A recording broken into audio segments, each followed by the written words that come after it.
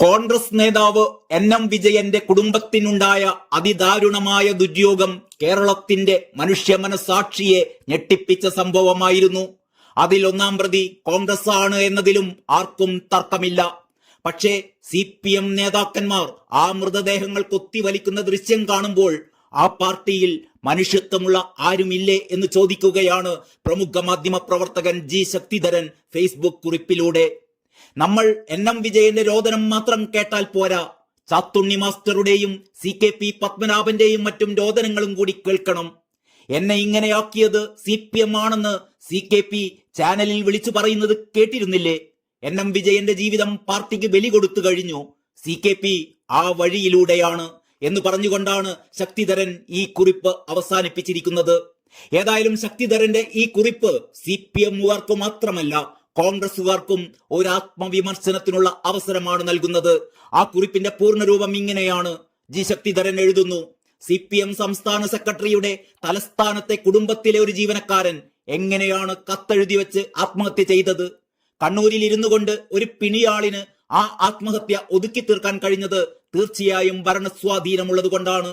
അതൊന്നും കുത്തിപ്പൊക്കാൻ പോഴന്മാരായ ഒരു കോൺഗ്രസുകാരനും ഇവിടെ ഉണ്ടായിരുന്നില്ല, അത്രയേ ഉള്ളൂ. അതുമായി ഈ സംഭവത്തിന് താരതമ്യമില്ല എന്നതും വസ്തുത. കേരളത്തിലെ അതിസമ്പന്നമായ പാർട്ടിയാണ് CPM. ഒരു ഫാരിസ് അബൂബക്കറുടെ പല്ലിന്റെ അരികിന്റെ വക്കുമതി ഇതുപോലുള്ള 100 ഹതഭാഗ്യന്മാരുടെ നഷ്ടം നികത്താൻ.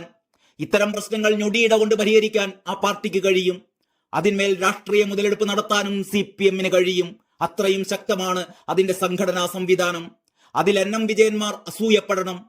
ഇതിലും ലാഭമുള്ള മറ്റൊരു ഇര ഒത്തുകിട്ടും വരെ ഈ മാംസം ഇവർ കൊത്തി വലിച്ചുകൊണ്ടിരിക്കും. അത് ജനങ്ങൾ ശീലിച്ചു കഴിഞ്ഞതാണ്. അതിനിടെ സഹതാപ കമ്മിറ്റിക്കാർ രംഗത്തെത്തി ഇതിന്റെ ദാർശനികവും സൈദ്ധാന്തികവുമായ വശങ്ങൾ വിവരിച്ചു തരും. ഏതാനും ആഴ്ച മുമ്പ് ഞാനും ഹാംലെറ്റിനെ പോലെ ജീവിക്കണോ മരിക്കണോ എന്ന ചോദ്യത്തിന് മുന്നിൽ സമാനമായ അവസ്ഥയിലെത്തി നിൽക്കുകയായിരുന്നു. പക്ഷെ ആരോടും ചില്ലിക്കാശ് സഹായം അഭ്യർത്ഥിച്ചില്ല. അത്രയ്ക്ക് എന്റെ അഭിമാനം മുറിവേറ്റിരുന്നു.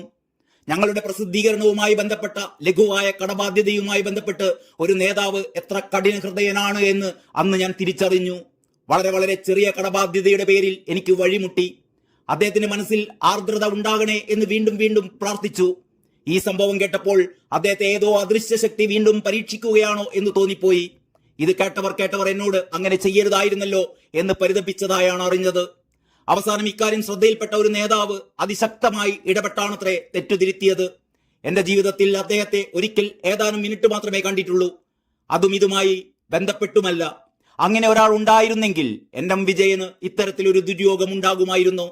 എനിക്കിപ്പോഴും മനസ്സിലാകാത്തത് എന്തുകൊണ്ടാണ് ഇതേ കോൺഗ്രസ് നേതൃത്വത്തിന്റെ അപജയത്തെ താത്വിക വിശകലനം ചെയ്ത് കേമത്ത് നടിക്കുന്നവർ ഇതേ അവസ്ഥക്കരികിൽ കൂടി ഞാൻ 2 ആഴ്ച സഞ്ചരിച്ചപ്പോൾ അത് കാണാതെ പോയത് എന്നാണ്.